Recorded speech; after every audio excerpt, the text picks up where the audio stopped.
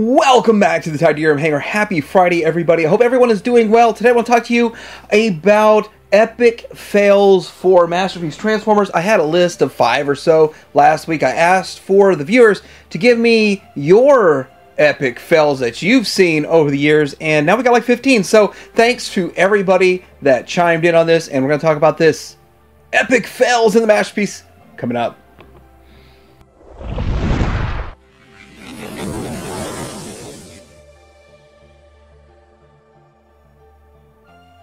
First up on the list is Dakatoy's Chronos. Now, I don't have these in worst to best or best to worst, but I do have them sort of, the last ones are special. So anyway, getting in Dakatoy's Chronos, this one here was originally $160, released like 6 years ago, was the only Skyfire / Jetfire on the market for the Masterpiece scale, and once it sold out, people like myself that thought it didn't look good enough for the $160, once it sold out, the secondary market was paying $400 for this guy. Now, the funny thing is, now that we have the Takara one released, this thing is getting fire sold along with, believe it or not, Phoenix. There's a lot of Phoenix deals out there right now, too, because the Takara one. So, with this one had fragile, broken parts, like the feet would break, the fingers would fall off, and once it was transformed, other things would break, and it yellows really easy. So, there's a lot of problems with this from the manufacturing standpoint, but it does one thing, it does one thing well, stand on your shelf and look like Skyfire. Next up, we have X-Transbots Lock. Now, the reason this was an epic fail was because 90% of these could not be transformed because of the way it was constructed, some quality control issues, and what were they? The hip wouldn't slide, some of the parts wouldn't tab in, and shoulders would break, and then the transformation, it's a little bit crazy of a transformation, but what X-Transbots did was admit this was an epic fail, and they sent out 2.0 versions to people who bought the 1.0 version for free.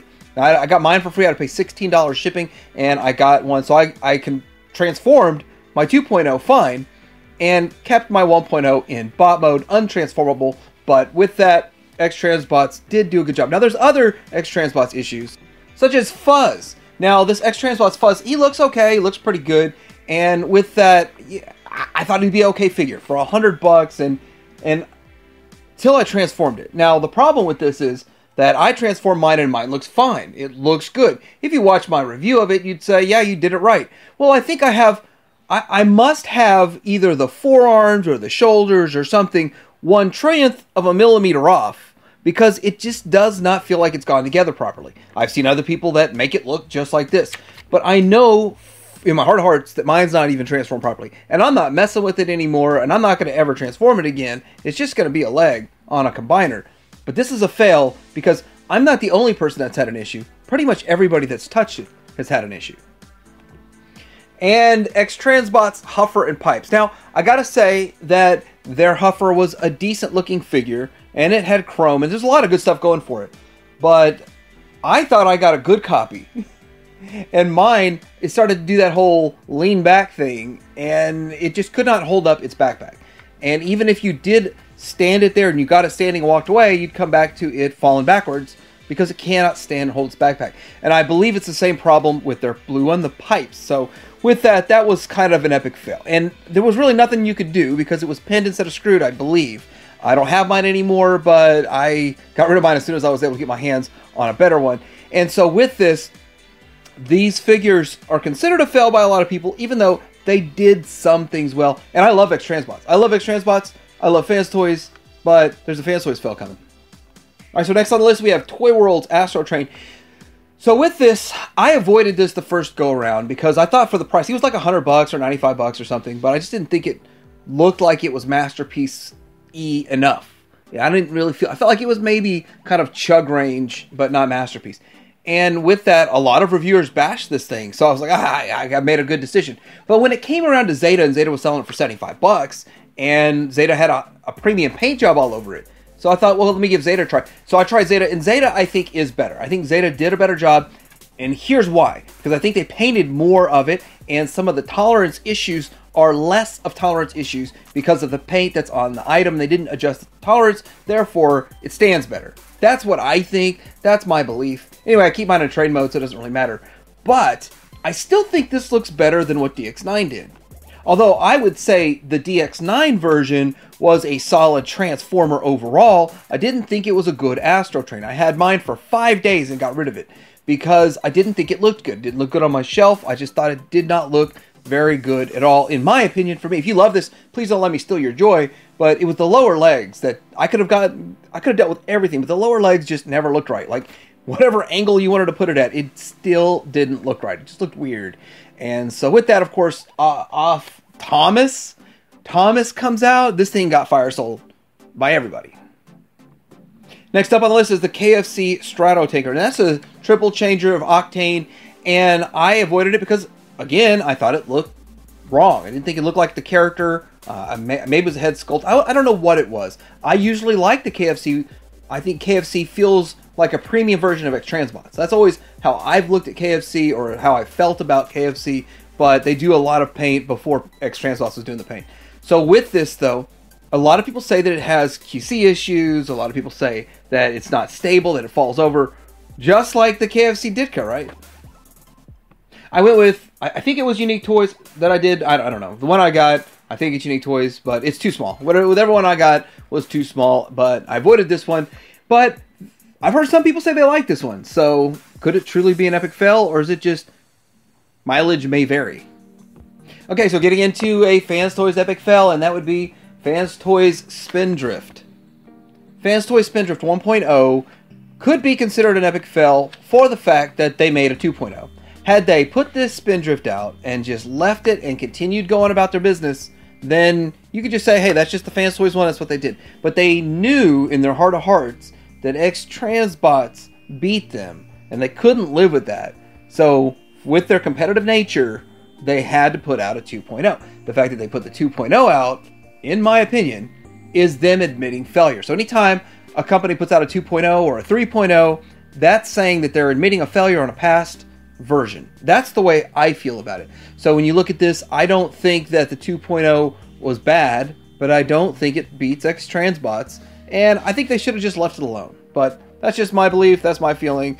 But 1.0 was an epic fail. It was a decent figure, but it's not a decent sea spray. So now with that mentality, we got Bumblebee 2.0 that came out from Takara. And so would that say that Takara's 1.0 was an epic fail because they made a 2.0? I mean, that's kind of some thought process. I don't think they're proud of their 2.0 either, because we haven't seen that cliff jumper that we allegedly thought they were making. We haven't seen anything else come of this. We haven't seen it reissued, which they aren't doing a whole lot of reissues these days. But would the 1.0 be an epic fail? Or in this case, would some people consider the 2.0? I like the 2.0. I think it's okay. But Fans Toys is about to drop something that's going to be a game changer, and it's coming soon. Would you consider MP10 an epic fail because they came out with the MP44? I think MP10 made more sense than MP44 because MP10 was a resizing to the correct or the modern 9-inch scale, and this is just a replacement item. So are they admitting that their MP10 wasn't good enough? Sticking with Takara, their Hot Rod is considered an epic fail by many people because the bot mode just doesn't look right. I never thought this looked like a good Hot Rod. This didn't match Hot Rod. I felt like it was just off. And let me tell you how I felt that way. I did not buy it originally. I did not buy the KO. I bought a clearance KO for 26 bucks. And I use it in my reviews for the alt mode, because I think the alt mode is pretty good, to tell you the truth. I think it's pretty good. I actually thought I was getting the Target Master version, but for 26 bucks, I didn't really complain. And 26 bucks and 2.5 months of waiting for it to show up, I really didn't complain. But it was like a KO from some shady seller online, but it actually showed up, so I was happy. But the design of this is not the best, and I think that the Fans Toys one looks better. But then again, we can go down that road. A lot of people feel like that's an epic fail also. But I think it's a decent figure with lack of articulation. Omnigonic Spinout is the next one, and that one is, yeah, that one's definitely an epic fail. But it's an epic fail due to QC, not due to design, and not due to aesthetic. I think it looks fantastic. I think that if you can handle this well, if you can be careful with it and handle it properly, you can display this in a decent way. It has the articulation for the most part. It's just that it was not made of quality materials, and the tolerances weren't there, It was literally none of the finishes that you put on a figure during production were done to this product, and so it was so cheaply constructed. It could have been better, and the designer even came out and said that. But with that, this goes down in history as one of the largest epic fails due to production on this thing, even though it looks good. I mean, look at this picture. It looks pretty good. Now, a lot of people say Moss Toys is an epic fail, and, well, them as a company not making the product that they actually charged people for the Tetrajet through a crowdfunding kind of thing, or you pre-order through them and paid them. I'm not exactly sure how that was. I wasn't interested in it. I wasn't looking to spend the money on it, so I didn't get involved in this situation. But looking at this picture, what they were offering does look pretty good. But let's see what they actually did make. They made the Cybertron Bumblebee before anybody else made a Cybertron Bumblebee, and it looked good.